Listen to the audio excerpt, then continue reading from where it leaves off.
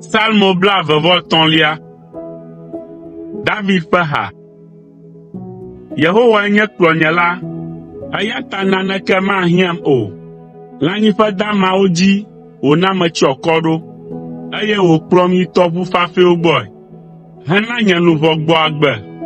Ekplɔm to dzɔdzɔenyenye ƒe mɔwo dzi le eƒe ŋkɔ la ta.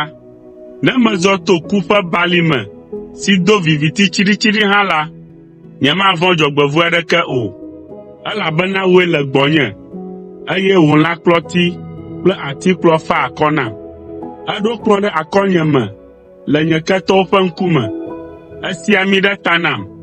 Nye kplu yɔ gbagba. Vavãe, dzɔgbenyui kple amenuveve adze yonyeme le nye agbemeŋkekewo katã me, eye manɔ Yehowa ƒe aƒe me ɖaa.